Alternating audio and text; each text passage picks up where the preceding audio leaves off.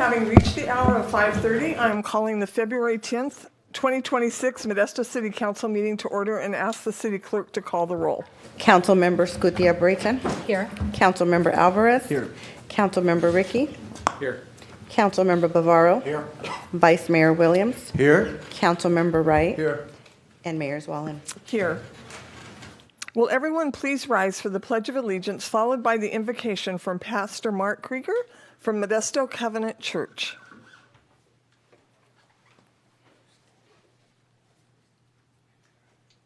I pledge allegiance to the flag of the United States of America and to the republic for which it stands, one nation, under God, indivisible, with liberty and justice for all. Let's bow together in prayer. Heavenly Father, we gather today. We pause now as we come together to recognize your presence. Lord, you are with us, and in humility we recognize our need for you. God, you are our help in ages past and our hope for years to come. Lord God, as citizens, we recognize that you've placed before us governing authorities, and we pray now for our city, our various levels of city officials and workers, and specifically for our city council before us today. We ask, Lord, that you generously give them wisdom as they make decisions. Lord, give them a sense of the needs of the people of our city. Give them a thirst for what is right and just. Lord, also give them the ability to work together. Help them to find harmony, even when there is honest disagreement. And Lord, for each of them, we pray that you would give them personal peace and joy in their lives. Lord, we pray for the agenda set before our city council today. Lord, give them your direction as they consider what would most benefit those of us who live and work in our wonderful city of Modesto. We pray these things in Jesus' name. Amen. Amen. Thank you very much.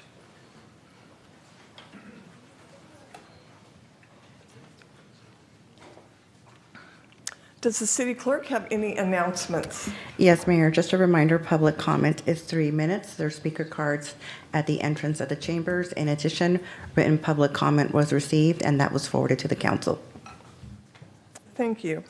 Do any of the council members have any conflicts of interest? Seeing none, will the city attorney please report out on closed session? Yes, Mayor. The council met in closed session today to discuss items related to litigation and property negotiations. No reportable action was taken. Thank you. Next on the agenda is public comment. Public comment tonight is in person only. Zoom remains available for viewing and work for wordly translation. Thank you for joining us. The City Council meetings are a place where everyone is encouraged to share insights, listen, and participate in the decision-making process that benefits our community. To ensure a fair and respectful environment, the mayor is responsible for maintaining order and decorum as outlined in the city charter and the rules of decorum posted at the entrance of the chamber. I ask that we are all respectful of all members of the public, presenters, and council members. Anyone who disrupts the meeting may be asked to leave. I appreciate your cooperation as we discuss key issues and make decisions that affect our city. We will now open public comment for items not on the council agenda, and each person has 3 minutes to speak. I will read the speaker cards' names in the order that I received them. And the first is Danielle Morgart.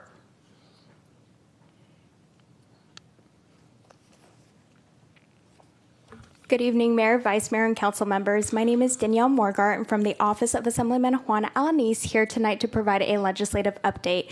So far, Assemblyman Alanis has introduced 8 bills. Just this week, 2 were introduced, which were AB 1765. This would be a fee waiver for disabled veteran license plates, and AB 1814 expands field sobriety test training for peace officers assigned to traffic enforcement duties. As always, if there's any questions or concerns regarding legislation or need assistance with state agents, please do not hesitate to reach out to our office. Thank you. You're welcome. Next is Lucas.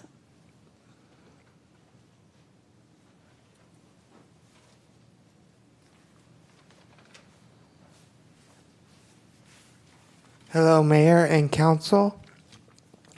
I have a letter for you guys in regards to a potential change to our waste management system. This is to cover items that are not conventionally recycled within our streams. My name is Lucas. I'm a resident of Modesto. I am writing to respectfully request the city's review and consideration of a contract with TerraCycle. I would like to do this as a pilot program to see how it will play out in our city. I acknowledge that the city must abide by state and federal regulations, budget, and any established procurement standards. However, I believe this matter is worth evaluating because of recent complaints of blight in the area. This pilot program would help remove any unwanted garbage from our transportation infrastructure. It also helps reduce carbon emissions by a large amount. You can confidently say a TerraCycle program within Modesto would not eliminate most plastic waste by weight, but it would capture a significant portion of the city's non-recyclable plastic packaging, which currently has no viable recycling pathway. This makes Modesto a beneficial city in which the program will operate if approved. In regards to the issue, I am requesting that the city reviews the proposed action and it complies with state, federal, and municipal regulations. Additionally, the city shall evaluate or a public discussion would be most appropriate. I appreciate the city for what they do to balance innovation with accountability and understand that not every proposal is feasible for a city. Thank you for your time and continued service to the community. I would like to ask for any guidance, public resources, or for next steps you can share in regards to this matter. Thank you. Thank you.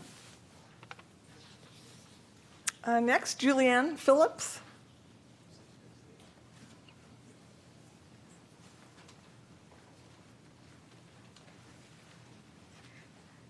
Good evening, Mayor, members of the council.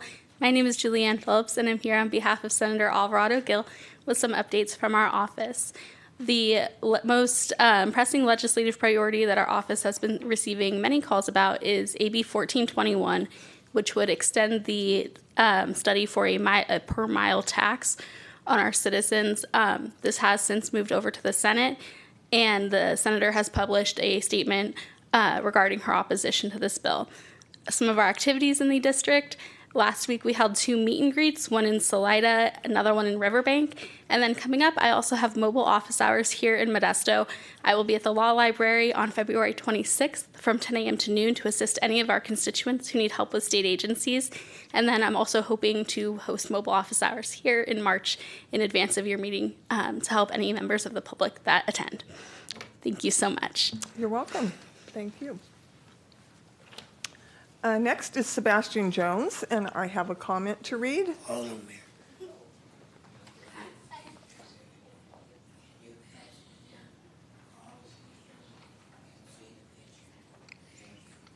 Go ahead, Mayor. All right. Mr. Jones, before you start speaking, it is my understanding that you have requested an accommodation. We are sorry to learn that you're having difficulties communicating with us. Accordingly, after going through the accommodation process with the city as required by law, you will be provided 5 minutes for your public comment. Welcome. All right, I feel good today. Thank you, Mayor, and my fellow city councilmen. You all guys know my subject and what I believe in. I showed you some pictures. Listen, first of all, I have to say this. Mr. Jones had made some changes. I know sometime I speak and get out because people do things to me and expect me to lay down. I don't. But I want to ask you for forgiveness if I offended anybody, because I believe in God. And I want you guys to understand what Mr. Jones is trying to accomplish. When we get the new soccer field or the new baseball field, I would like for my greater love of Modesto to be the first to have 2 statues of two known leaders, Cesar Chavez and Dr. King.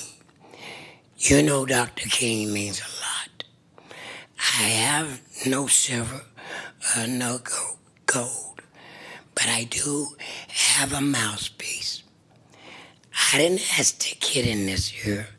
Into 15 or so years, I had the opportunity to stand with the original leaders and preachers. And I figured that's what it was. They, in a way, elected me to be divorced because they're going to be going on. I didn't know this. But let's look at those pictures. Not only one, but two. Look at them. That's going to be fantastic. But what I need is I need a coalition and the people to stand. There's billions of dollars, like I spoke and try to tell people, there's billions of dollars standing for Dr. King. If you come up with something, the federal government will tap in to that funds, just like they tapped in for the park. The same year, the park lost temporarily. But after they got the name, they couldn't leave out Dr. King. So that's why I guess we make a little history. We got two parks under construction. Work with me, City Council. Let's put a lot of things to the side. I gathered over 5,000 signatures. That didn't work. But the old City Council, they thought about it. They said, Mr. Jones ain't gonna give in. That's true. You know, as long as I got breath, I got a chance. Let's put whatever you may have with me.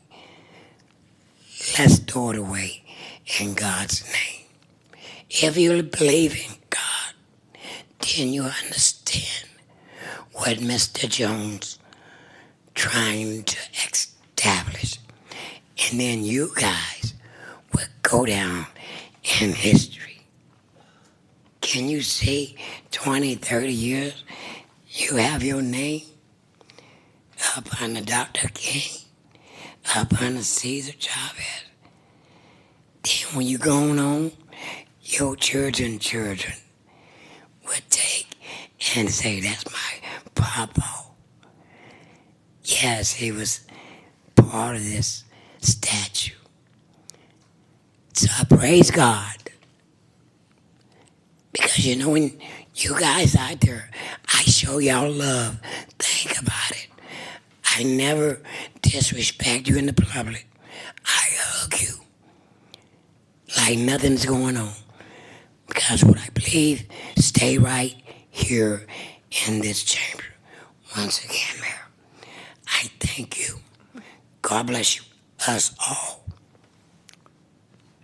Thank you. Is there anyone else that would like to speak under public comment for items not on the agenda? Welcome. Hello, Mayor, City Council. My name is Harlan Div, and I'm a resident of Modesto. I wanted to commend the City Council on a couple of things. One is the recent award for Jenny's Place and all the work that's happening at Jenny's Place. I just wanted to say thank you to Council for your role in that. I also wanted to thank Council for your role in helping to build and create Hope Works, the new United Way and Gospel Mission project. The ribbon cutting for Hope Works is this Friday, the 13th in the morning. I hope to see most of you there. Again, I'm very grateful for that. Something I wanted to bring to Council's attention and to people listening in the community is a recent resolution passed by Stockton City Council. Most of you have probably heard about this. It passed on January 13th. It's called the Compassionate City Resolution. It's different than a sanctuary city resolution. California was designated as a sanctuary state in 2017. The sanctuary city resolutions just restate California law, basically. The compassionate city resolution is a step below a sanctuary city resolution.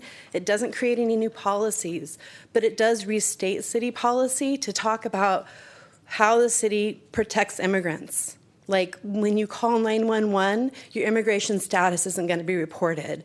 That's city policy, but it's something that a lot of the community is not aware of. Other things in the resolution, it protects federal law. It respects federal law. It respects the role of ICE agents, but it says things like, no individual shall be held in custody solely for a civil immigration hold. Again, that's city policy already, but this restatement is a big deal. It's important, and it's happening in cities across the state. It's happening in Union City. It's happened in Stockton. I'm doing more research about where it's happening right now, but this is a live issue and something Modesto, I think, needs to be aware of and potentially get behind. Our communities are terrified right now. Our students are walking out in record numbers. There's a lot happening in our city.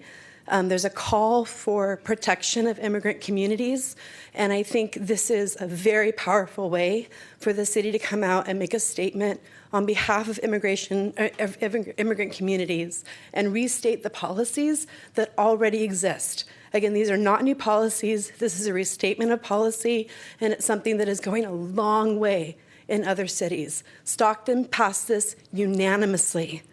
Stockton's, excuse me, I'm almost out of time. Stockton City Council is contentious. They're more contentious than this body, but they have been able to come together around this Compassionate Cities resolution. So I urge you to look at it. I will drop an email to everybody with the information. Please take a look. Thank you. You're welcome. Thank you. Anyone else under public comment for items not on tonight's agenda? All right. Next on the agenda is consent items.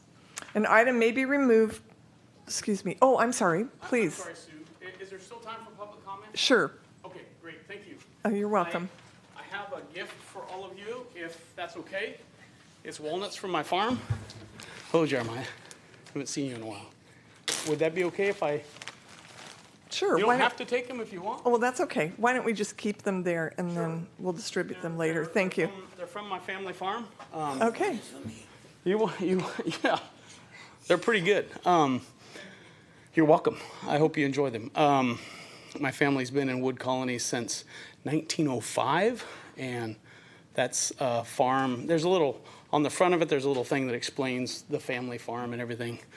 That's something that my great-grandfather helped my grandfather purchase. So I'm here to talk about wood colony. There was article in the paper a couple weeks ago about wood colony, and is there going to be a fight between wood colony or whatever? And I'm here to hopefully maybe clear some things up. The book that I understand that you guys have access to or have, at least that's what the city planners told me that you have, that's where I'm going to get all my information from about wood colony. What is wood colony? I think a lot of people want to know what wood colony is, and I think there's been some misinformation, whatever you want to call it, where different people try to say what it is. I made some notes, so I'm going to try to follow them. What do I have, 3 minutes, Sue? Yes, 1 minute Okay. and 37 Okay, seconds. I'm moving. All right, I'll try to go. So originally, wood colony was wood track, which started with the 1,760 acres. That's what the city now is saying, or the planners, I should say, is saying what wood colony is. Unfortunately, there's a lot of things in the book besides the map that is taken from the book that explains that wood colony is, that's just the beginning. That's just the start of wood colony. That's the map that is in the book where I believe the original 1,760 acres they used came from. So some comments on page 53, water in the canal in 1904. Mr. Shoemaker and Mr. McHenry bought the 1,700 acres. the book says, quote unquote, this was the beginning of Wood Colony, those 1,760 acres. It didn't say this was the end. It didn't say it was anything else. It's the beginning. When the beginning is something, that means there's more to come. So what I would say to that is the 760 acres is Wood Colony, but there's more to it than that. It talks in that page 54 about Woodland Avenue, Kansas Avenue. It also says in that page 54 the name spread beyond the 1,760 acres. It also says Wood Colony was in the transition period. On page 55, it says in 1903 land was plotted out in 20, 30, and 40 acres. 56, Will Gish was busy building their house. Well, Will Gish lived on the north side of Beckwith, and the barn is still standing there. And it's on the north side of the canal. So I don't know if you guys know, I'm not going to get through all this. I'm going to have to come back and do this again. All right, well, I'm glad to have come. I have more information on that, but I would suggest maybe you look at the book. There's a lot more to what it talks about Wood Colony and what the author, Lowell Beechler, suggests Wood Colony is, which 1,760 acres is just the beginning. Please enjoy the walnuts on me. Thank you. Thank you. Nice to see you again, Sue. Good to see you. I know where you farm those. Where do I farm? I used to live in. All right, excuse me. Order in the room, please. Go ahead.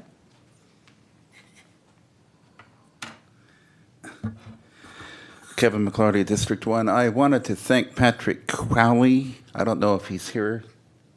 Oh, hi. Hi, Mr. Crowley. I wanted to thank Patrick Crowley from the city for the 2 parking spaces that are dedicated to observers who want to observe planes taking off and landing at the Modesto Airport. Because the test, and also the bench, the nice bench that was installed there. Tesla has leased out the entire parking space, the entire parking lot, and I had called and complained about the fact that Tesla has that entire parking lot and there's nowhere that anybody can park. And Mr. Crowley was nice enough to reserve two parking spaces for people to come and observe the planes, and also a bench.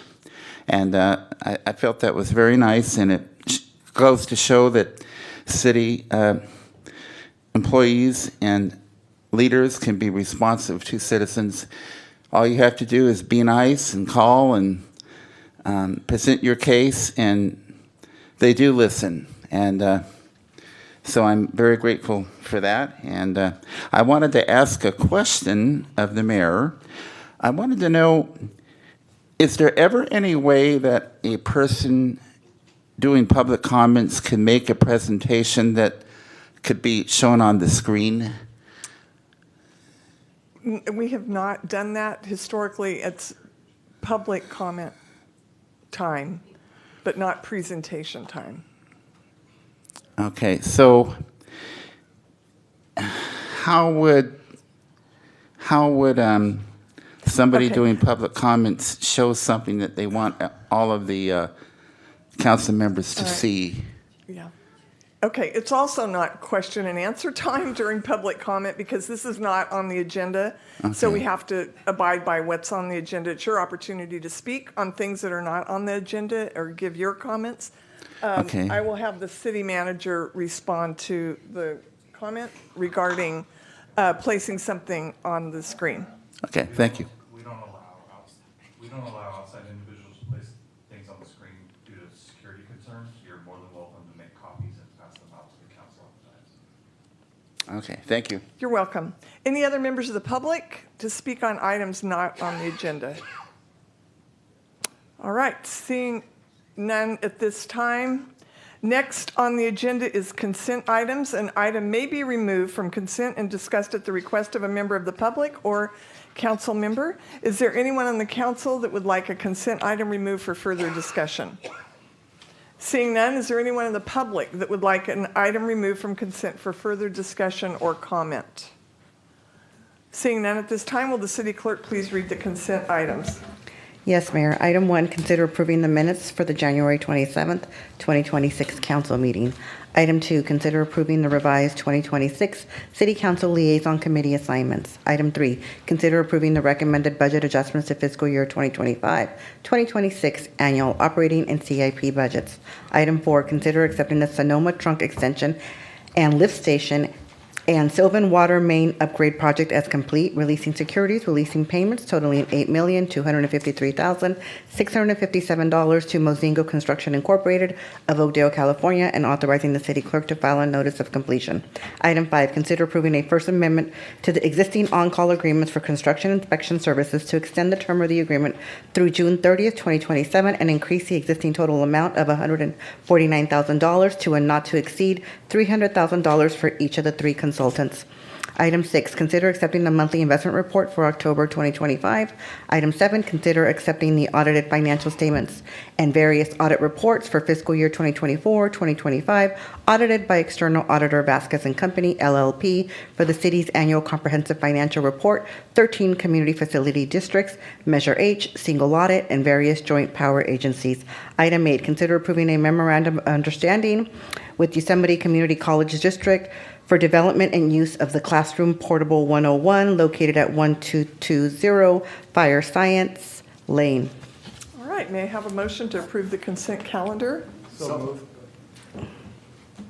moved. All right, moved by Councilmember Wright. Do I have a second? Second. Second by Councilmember Bavaro. Will the clerk please call the roll for the consent calendar? Councilmember Gutierrez-Brayton. Aye. Councilmember Alvarez. Aye. Councilmember Ricky. Aye. Councilmember Bavaro. Aye. Vice Mayor Williams. Aye. Councilmember Wright. Aye. And Mayor Zwellen. Aye. Motion carries unanimously. Next on the agenda is council comments and reports. Are there any council members that have comments and reports? Vice Mayor Williams. Thank you, Mayor. Just a Saturday, the MJC, along with the Modesto Peace Life Center, had the MLK event. Their keynote speaker was Dr. Shabazz. Dr. Shabazz is one of the 6 daughters of Malcolm X, an individual who was killed many years ago, 1965. And she spoke about that experience, spoke about their experience as individuals in the community that did a lot for the African American people at that particular time. It was very positively done. Very appreciative of her spending her time here in Modesto. Also, a recipient of the MLK Legacy Award went to one of our friends who has worked with the Modesto City Schools. She was the first African American to ever first African American to be in the school system. Mrs. Johnson was a devout individual who cared about all citizens of Modesto, and she is in Los Angeles now with her daughter in her days of retirement, and we miss her. However, there was another recipient last year, Gladys Williams. Some of you may know Gladys Williams, who served on MTA, past president, NAACP, and a very, very strong advocate for the city of Modesto. Passed away in November the 27th. Their service is going to be February the 20th at 11 o'clock at 825 7th Street. It's Revival Church. That's where that will be. And some of you may know her. I said that so that folks can get that information because she was very well known and very, very liked in our community. And that's Gladys Williams, who passed away.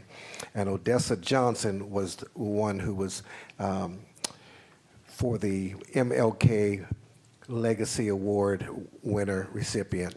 Thank you, Mayor. That's it. Councilmember Ricky. Thanks, Mayor. Thanks to a state grant, Mural Alley off 10th and J Street is going to improve a really struggling area in the heart of downtown Modesto. It's my hope that in addition to the wonderful art and improved atmosphere, that the city finds safe solutions with the fire department to create some event areas in the space. Developing culture is critical, and Modesto needs more spaces for people to gather, sample food, listen to music, and celebrate art. And I'm looking to the city to do their part there. Did you know that there's a neighborhood being built in Modesto that remembers the firefighters who protected us? I want to thank D.R. Horton, our Modesto firefighters, and the city of Modesto for putting together a neighborhood that memorializes firefighters who dedicated their lives to protecting our community. This neighborhood is going to be special, and it's just another way we'll never forget the contributions of firefighters in Modesto. Finally, several months ago, MID voted to stop investigating alleged water abuse issues that actually involved a board member. Surprisingly, that board member also voted against his own investigation. At the end of January, California's Fair Political Practices Commission agreed to look into possible issues with that vote.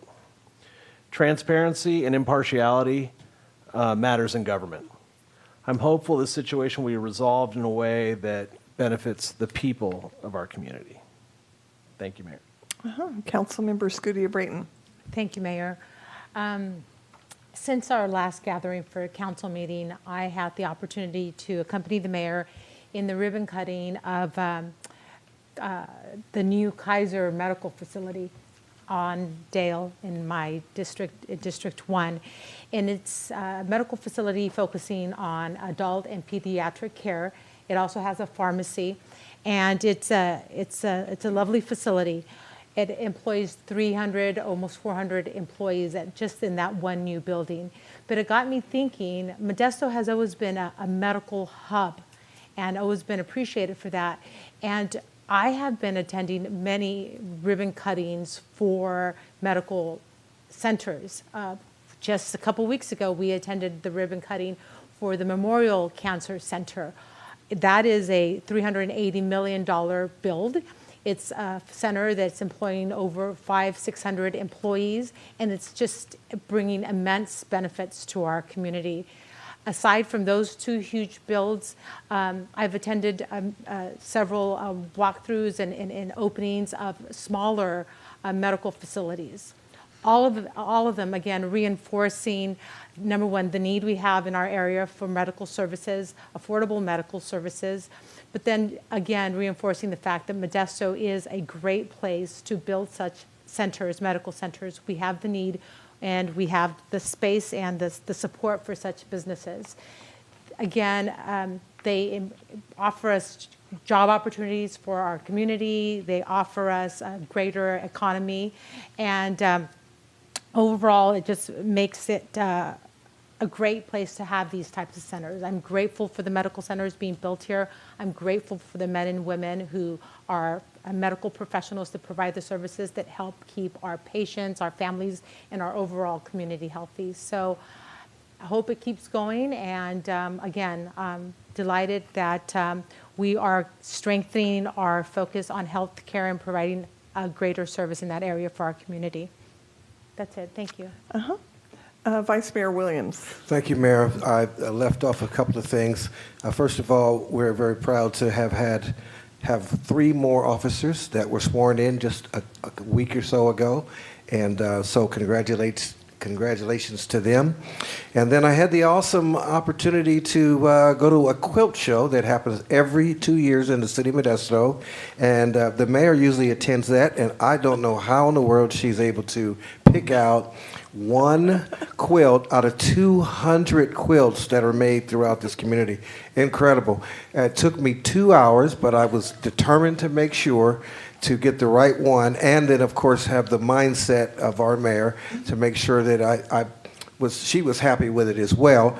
And so we did choose one. The gal who did win that had never won anything when it came to the quilts in her life, and she started crying. So she wanted to say thank you to the mayor and the city of Modesto for putting that on. It happened at the car museum. It was incredible. It was a 2-day event, but 200 quilts, not including all the other quilt type and other booths that were there. It was a well-ran show, and we were glad to have it in the city of Modesto. Thank you, Mayor. That's it. You're welcome. Any other comments? All right, I have a few comments. There was 2 police academy graduations recently, and I was able to attend one that was in Stockton with Councilmember Wright. And today, 4 of our new Modesto Police Department officers and staff came by on their tour of City Hall, and I was able to greet them along with, there was probably 12 new employees total. From utilities and public works and all throughout the city. So it was great to meet with them personally, one-on-one. I chose to attend the Stanislaus State President's Spring 2026 Welcome Address. And it's always refreshing to spend time with young people and to be in that environment. Stanislaus State is an absolutely beautiful, beautiful place.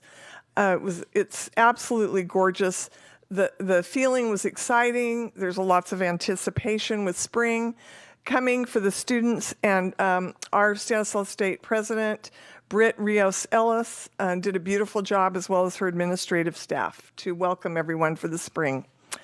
I also attended City Ministry Network, which is a group that meets the first Thursdays of every month at 7 a.m. So if you can imagine this, dozens of residents in the city of Modesto meet at that time of the morning to discuss all the different topics of things that we're working on in our community, mostly in our city and county.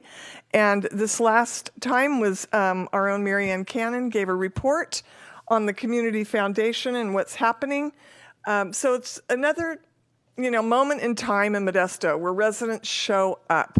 And as Councilmember Ricky mentioned, gathering places in Mural Alley, it's just pretty inspiring to see how many people show up in all the community activities that we have.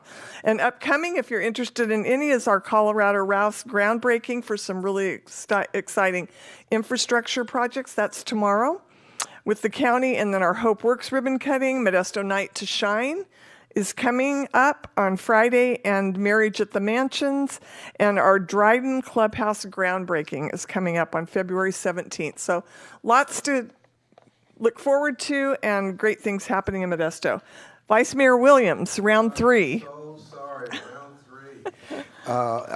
It's first of all, it's Black History Month, and there are a lot of events circled around that, and I wanted to make sure that that got out because we won't be meeting until after some of these events take place. So this coming weekend from the 12th to the 14th at the Gallo Center, Sankofa is celebrating their 13th year, the first African-American theater company in the city of Modesto, and it's called Perilous Victorious.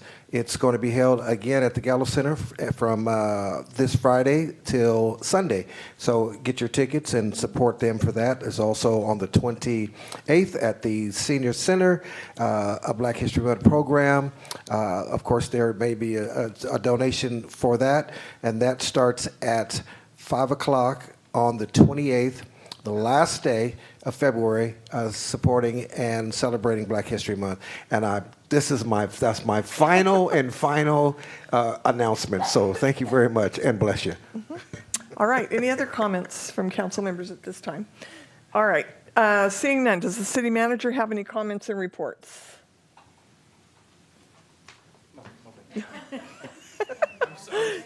I thought Jeremiah was going to go. He was enjoying something over there. I could go again if you want. All right. Onward. Next on the agenda is hearings. Item 9, hearing to consider approval of an amendment to the circulation element of the Modesto Urban Area General Plan and approval of specific plan amendment number 6 to the street hierarchy diagram of the Tivoli specific plan to reclassify Oakdale Road between Scenic Drive and Claritina Avenue and Claritina Avenue between McHenry Avenue and Claus Road from 6-lane principal arterial streets to 4-lane principal arterial streets, together with text amendments to Chapter 9 of the Tivoli specific plan relative to major specific plan amendment policies. And we will have a staff report from Jessica Hill, our Director of Economic and Community Development. Welcome. Great. Thank you, Mayor, City Council. So for a little bit of background, the Tivoli specific plan was approved by council in 2008. And during that period of time, it was anticipated that Oakdale Road and Clarentina Avenue would both be 6-lane expressways. But as developments now occurring, staff began looking at the circulation plan and recognized some deficiencies and changes that have taken place since that approval in 2008. So some of the changes were increased capacity of roadways into Modesto, and some of those key changes were Clarabelle Road to the north was reclassified and built to a 6-lane expressway from McHenry Avenue to Oakdale Road. And additionally, Phase 1 segment of North County Corridor will extend east from Oakdale Road, creating a major expressway east to west across Modesto. While we also then looked at our current facilities on both of those main corridors. So when we look at Oakdale Road, north of Scenic Drive, the corridor is built out to 4 or 5 lanes, and existing development currently serves as constraints to build those out any further. Clarentina Avenue east of McHenry is likewise constrained by the existing development and utility facilities by Hetch Hetchy and PG&E. So what we did is the City of Modesto initiated the Oakdale Clarentina traffic analysis with Kittleson and Associates to evaluate the necessity of a 6-lane classification at Oakdale and Clarentina. Again, it was there to determine if the 6-lane configurations were necessary or if the transportation needs could be met in that area with a smaller footprint and roundabout designs as proposed in the Tivoli specific plan. So on July 2nd, 2025, the study had the technical details and insights for the reclassification analysis.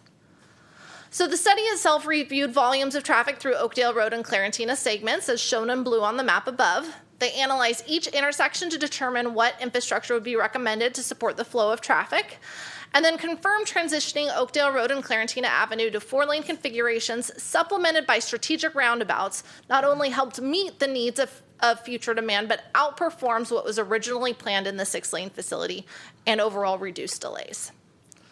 So 2-lane roundabouts with a bypass lane were recommended at Oakdale and Bridgewood, Oakdale and Merle, Oakdale and Clarentina, Clarentina and A Street, and Clarentina and Roselle.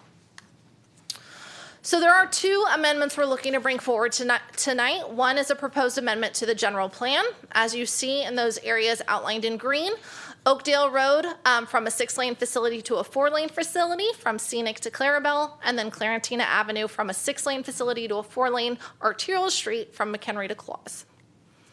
We're also looking to amend our Tivoli specific plan. So again, they're currently identified as principal arterial streets and looking to change them to principal arterial, but only at the 4-lane capacity. And then the other update to the 5 roundabouts to reflect, or to the 5 intersections I previously talked about to reflect roundabouts instead of traffic signals. The second thing we're looking to move forward with today is our Tivoli specific plan was originally approved by ordinance and is the only specific plan within the city that is approved in that manner. So what we're proposing to remain consistency with the rest of our specific plans is any amendments to the specific plans, we are looking to adopt them by resolution instead of ordinance, and then also looking to reaffirm the 2 prior amendments we had and we adopted by resolution to affirm that resolutions is that correct path. So there was environmental review done on this project, and it was under the common sense exemption. And then staff provided and prepared the notice of exemption 2025-25 for this project. We did receive a comment from Hetch Hetchy Water and Power requiring that any future development shall trigger a submission of an application to that entity. This specific action tonight does not require any action for this item because no development is being proposed. However, there is a condition of approval that will add to all future development projects along Clarentina to advise them of that potential need and application to the Hetch Hetchy Water and Power. So before you today, I do have 3 separate resolutions, and I'm happy to answer any questions. Okay. Councilmember Bavaro. Thank you, Mayor. So right now, it's proposed that we have 6 lanes, 3 That is correct. going north and south. And that's a pretty congested area as it is right now. By reducing it from 6 to 4, does this study show that the congestion is going to be eliminated still? I mean, so the study proposed it would reduce congestion. And so what I also want to make sure that for consideration of everyone is right now in Oakdale, north of Sylvan, it is only a one-way facility on each side. And so the proposal would still ensure that it develops into a 4-lane facility. It just wouldn't develop into a full 6-lane facility. So improvements are going to happen on these 2 streets, just not ultimately 6 lanes. It'll be ultimately 4 lanes. That's correct. I guess my concern here is the congestion with traffic, with having new development going in that area. How is that going to be mitigated? Yeah, so that's exactly what the traffic study analyzed. And so what's shown on the map here, showing the different areas that were studied.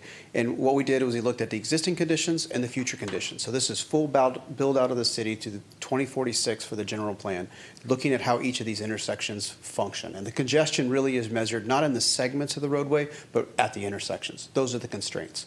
So if we built what was currently in the general plan, 6 lanes and 6 lanes at Oakdale and Clarentina with dual left turn hands, it would be the largest intersection in the city of Modesto by a large margin. In looking at that intersection, the forecast to operate as a signal today, that intersection would operate at a level service F. F for failed. So A to F, A being basically free flow, F being significant congestion with over 2 to 3 minute wait times in addition to the normal cycle. So a normal cycle going to be a couple minutes. You're talking about going to wait 2 to 3 to 4 cycles before you would get through that intersection. By putting in roundabouts at that intersection and these other intersections, it provides for better efficiency and a movement of larger volumes of traffic through those intersections during those peak hours, AM and PM, to provide for a much more efficient functioning roadway. Important to note, those roundabouts all include bypass lanes. So similar to what we have today at Coffee and Clarentina, where there's a bypass lane if you're going eastbound to southbound, each of those intersections would have bypass lanes in all 4 directions, which significantly increases the capacity of the intersection. With the study, we project the level of service at this intersection, the primary one, Oakdale Clarentina, would be level of service C. So a 2-step increase versus the proposed signalized intersection. So what actually triggered this study? I mean, we had planned out 6 lanes. What triggered your department to seek out a consultant to reanalyze the traffic flow? Yeah, so what generated that? Yeah, so we were hoping to do it as part of the general plan. That would have been the natural evolution, as this would be an amendment to the general plan. The hope was to be the general plan. However, we're starting to get significant development pressure with the Tivoli area starting to move forward, and conversations about, hey, what does the ultimate improvements look like? What are we building at each of these intersections? That prompted the conversation, hey, do we have enough information to make this as part of the general plan, knowing the general plan is not going to be here until 2027, and the pressure we're seeing, we need to move forward with it sooner rather than wait for the general plan. So if I understand you correctly, then we're going to have like 5 roundabouts in that area? In this segment, yeah, so as shown on the screen there, at Coffee and Clarentina, that would be an upgraded roundabout. And then as you go east, you'd have a roundabout there. Thank you, Scotty. And then south at Mabel, and then at Bridgewood. It was studied for Sylvan and Oakdale.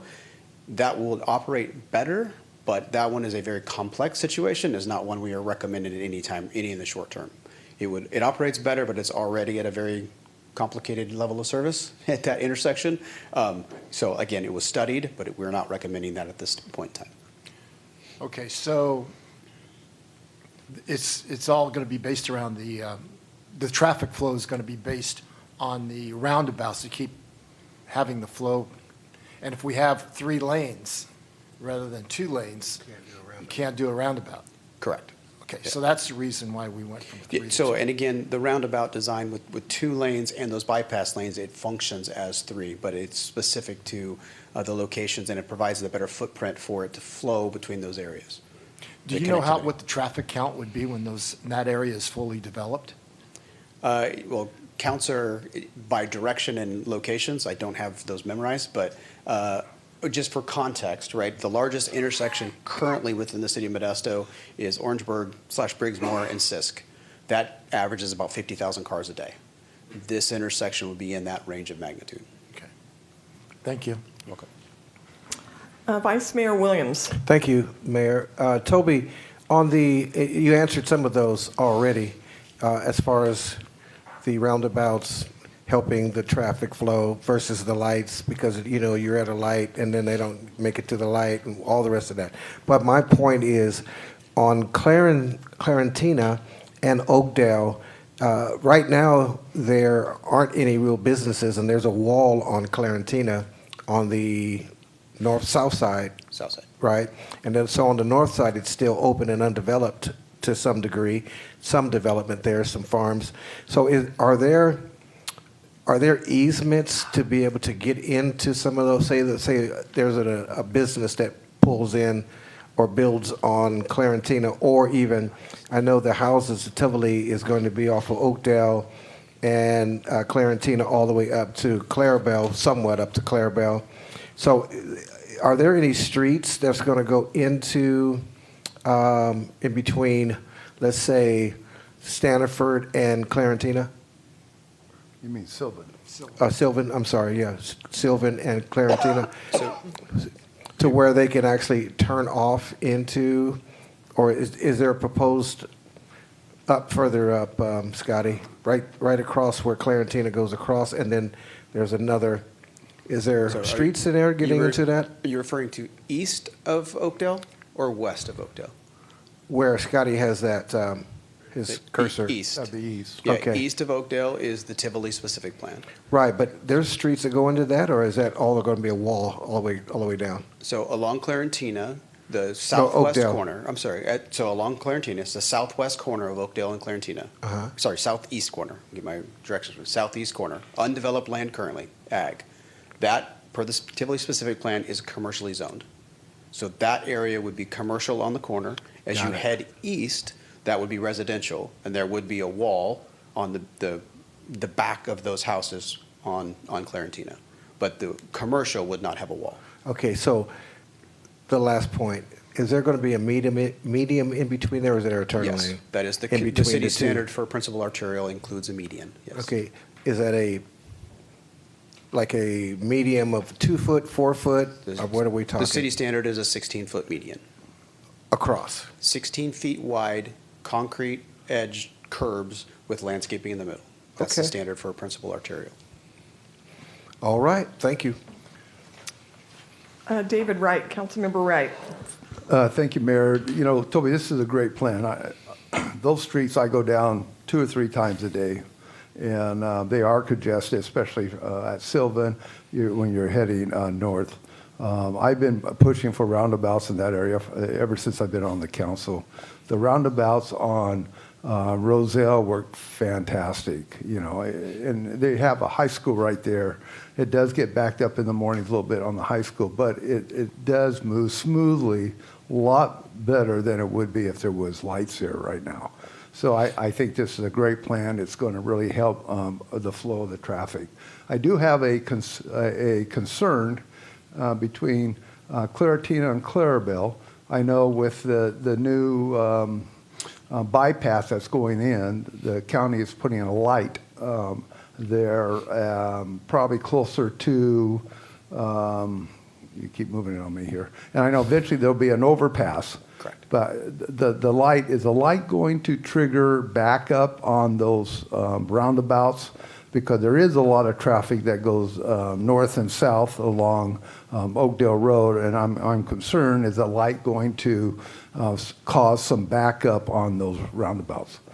It'll just slow people from getting to Riverbank. We don't want them to go that way. Well, I understand that. As far as I'm concerned, we can just put a block wall across there and keep people from going to Riverbank. Costco? Yeah. Yeah, so ultimately, the construction of the North County corridor and the ultimate improvements there will be an overpass. And again, right now, the traffic we're seeing along Oakdale is exacerbated by the closure of Roselle. So right now, with Roselle closed while they're building the North County Right. corridor, you're seeing traffic being pushed in either direction. People are choosing Claus or Oakdale, and that's putting more pressure on both of those roadways and others. Ultimately, traffic is like water, right? It finds the path of least resistance. And once the North County corridor is in and functioning, you will start to see that meter out. Is there potential for some backup? Likely a little bit, but those movements on and off the North County corridor really comes down to how the signals are timed and scheduled, and we will be coordinating that with Riverbank to ensure smooth travel through there. There will likely be some level, during peak hours, but for the most part, we don't anticipate major delays in that area. Okay, fantastic. And then my last comment for Sylvan Avenue there at Oakdale, there is a lot of traffic accidents there, and there's some fatal traffic accidents there. I think a roundabout would really help eliminate a lot of accidents in that area, and I know it's going to be a while before that happens, but and that's a big project because that is a well-traveled intersection right there. So good luck on that one. Council Vice Mayor Williams, your name is still. Did you have another question? No, ma'am. Thank you. Okay, I have a couple of questions. Claritina will go east all the way to Claus Road. So that will just be like north of our Lit Road. Correct. Area, our station there, correct? It looks like. Our utility. Utility, Yeah, right. utilities department. Utilities place. Yep. So it goes across Terminal to get to Claus. Is there rail?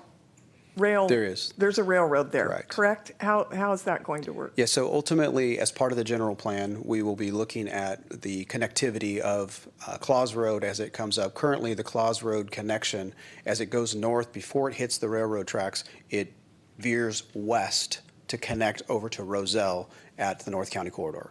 So that is the current plan. We will be looking at that connectivity because the draft general plan does anticipate some additional development east of the railroad tracks. That will likely dictate what the circulation element is there as you go east of the railroad tracks. And that would dictate what the extension of Clarentina as it goes that direction is part of the general plan. All right. So this effort is really focused on what we have within our city limits today, primarily focused around the areas of the Tivoli specific plan, as well as the planning for the Tivoli North specific plan, which is north of Clarentina, east of Oakdale. Okay, so it may not go all the way to, it will depend, or we depends. don't know where the north. Correct. So how it connects will be determined as part of the circulation element of the general plan. Okay. My next question is, have we been collaborating with Stan RTA and the bus system? Correct. Through this, and is there any allowance for drop-offs of people that want to connect with our bus routes? Yeah, so as part of this effort, the bus routes were analyzed as part of the study to ensure that their needs were met as part of the traffic study. So that was incorporated into this.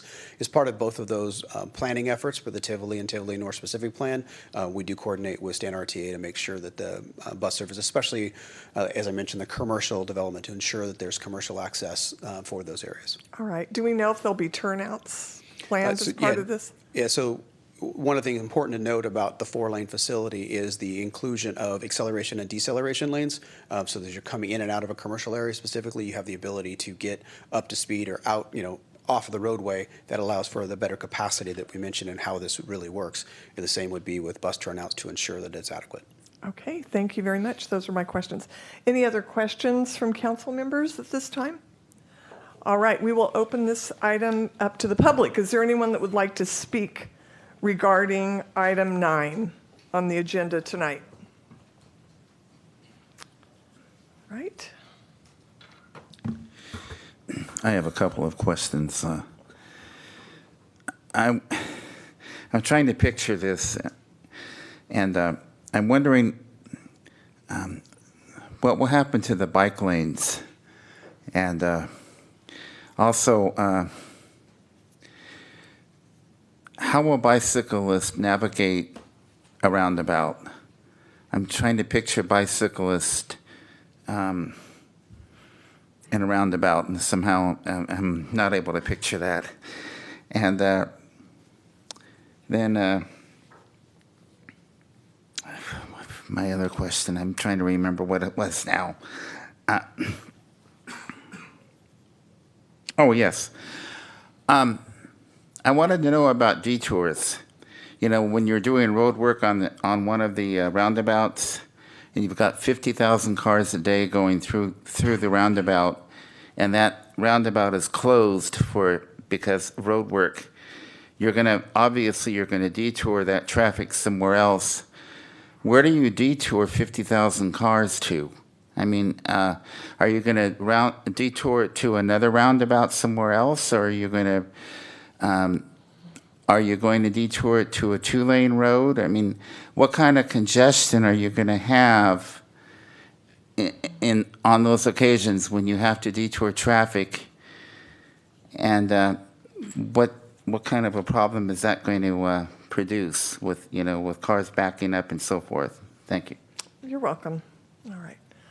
Would someone please address bike lanes, if that's part of this, and bikes and roundabouts, how that's handled in detour management? Yes, thank you, Mayor. So primarily for the bike lane facilities, what we are moving towards is getting the bikes off of the roadway. So in technical speak, Class 2 bike lanes were those that were on roadway, where you're sharing the lanes with traffic. And really, especially in this area, we're moving to Class 1 facilities, which is where the bike lanes are separated from the traffic, i.e. up on the curb, where you've got at least 12 feet of pathway, so you can do two-directional bike paths and you're separated, not riding with the traffic. And in those circumstances, when you get to the intersections, we have them cross similar to the pedestrian, where they're separated from the traffic, and to minimize those crossing distance. Perfect illustration here, right? If we had the 6-lane facility and you have to cross 6 lanes of traffic, what takes longer time at an intersection is the pedestrian movement. It's a long time to cross 6 lanes of traffic with 2 left-turn lanes. With the roundabouts, what we're able to do is move the crossing a little south of the intersection to cross where it's 2 lanes in each direction. And then with the center median, they're able to cross a shorter distance, much safer and much more effectively. So that's how it's incorporated into the overall project and the design for those roundabouts. In terms of detour management, so construction activity during construction obviously is one thing. We're always looking for the path of least resistance and where traffic is trying to get to and where it's trying to go to, and designing those roundabouts and those detours accordingly. So it really is on a case-by-case basis, what aspect, what portion of the roadway is being worked on, and where's the best movement of the traffic. So it is, every project has a traffic control plan that is designed and built specifically around which activity is happening, and in most circumstances, that traffic control plan is going to change 4 or 5 times during the course of the construction to reflect the different construction activities. All right, thank you very much. Any other members of the public that would like to speak regarding item 9 at this time? Welcome. Good evening. The question I have is between McHenry and Coffee. Will there be a lane to the residents and to be able to turn left into our homes? That's pretty much it. Okay, and you're referring to Claritina. Claritina, yes, between McHenry and Coffee. Yes. Because currently we have, for us, sometime we're sitting there for 20, 30 minutes to turn. And so with being a highway now almost, that's going to create even more. So for us, we would have to go to roundabout and then come back and get into our homes. All right, let me see what we can find out. Thank you.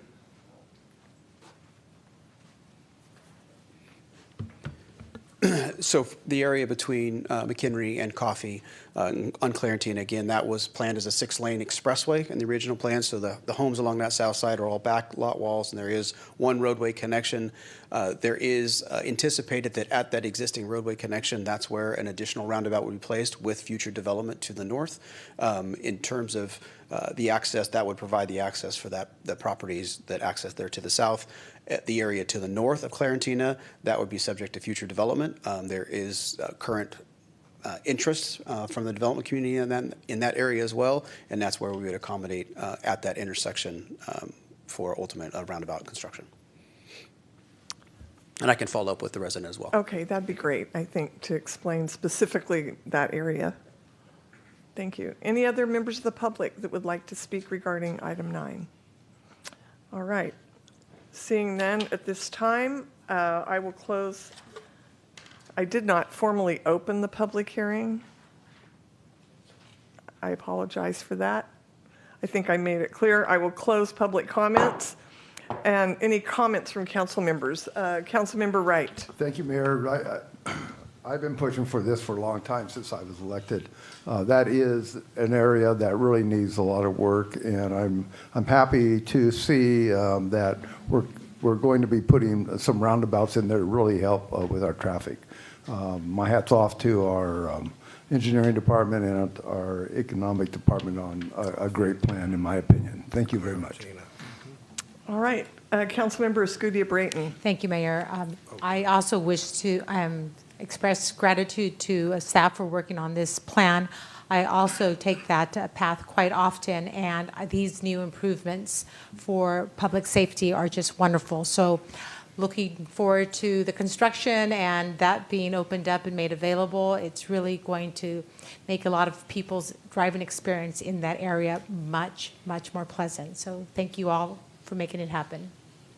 All right, Vice Mayor Williams. Thank you, Mayor.